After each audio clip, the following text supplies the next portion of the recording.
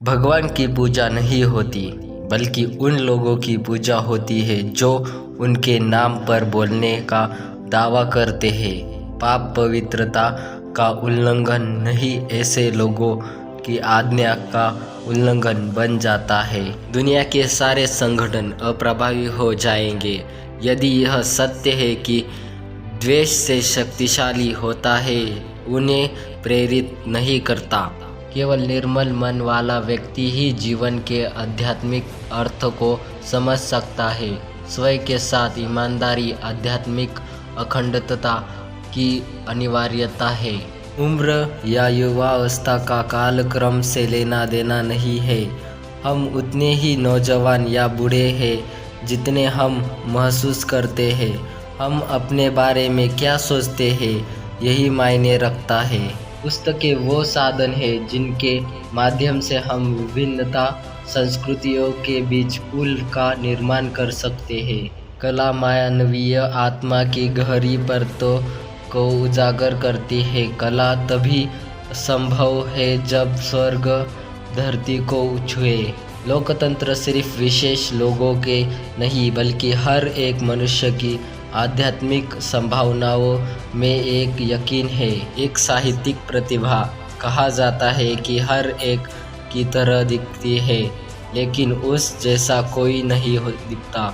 हमें मानवता को उन नैतिक जोड़ों तक वापस ले जाना चाहिए जहाँ से अनुशासन और स्वतंत्रता दोनों का उद्गम हो। शिक्षा का परिणाम एक मुक्त रचनात्मक व्यक्ति होना चाहिए जो ऐतिहासिक परिस्थितियों और प्राकृतिक आपदाओं के विरुद्ध लड़ सके।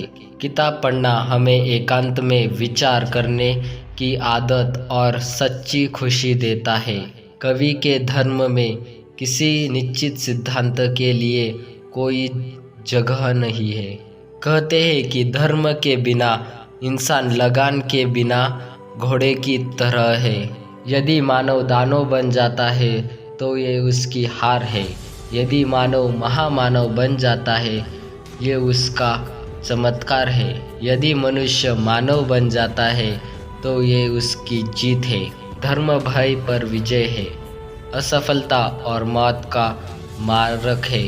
राष्ट्र लोगों की तरह सिर्फ जो हासिल किया उससे नहीं, बल्कि जो छोड़ा उससे भी निर्मित होते हैं। मानवीय जीवन जैसा हम जीते हैं, वो महज हम जैसा जीवन जी सकते हैं उसका कच्चा रूप है।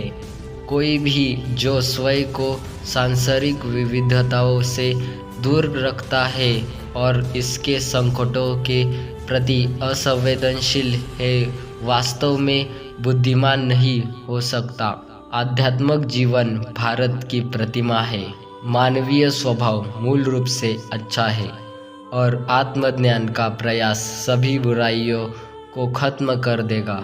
मनुष्य को सिर्फ तकनीकी दक्षता नहीं, बल्कि आत्मा की महानता प्राप्त करने की भी ज़रूरत है।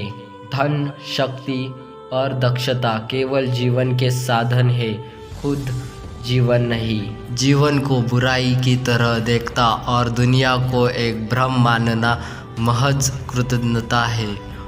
हर्ष और आनंद से परिपूर्ण जीवन केवल ज्ञान और विज्ञान के आधार पर संभव है। मौत कभी अंत या बाधा नहीं है, बल्कि अधिक से अधिक नए कदमों की शुरुआत है। शक्ति राजनीति या आर्थिक बदलाव से नहीं आ सकती, बल्कि मानवीय स्वभाव में बदलाव से आ सकती है। धन हमें शक्ति देता है, प्रेम हमें परिपूर्णता देता है। जीवन का सबसे बड़ा उपहार एक उच्च जीवन का सपना है।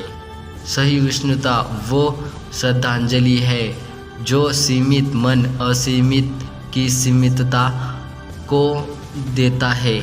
सच्चा गुरु वो है जो हमें खुद के बारे में सोचने में मदद करता है। जब हम ये सोचते हैं कि हम जानते हैं तो हमारा सीखना रुक जाता है।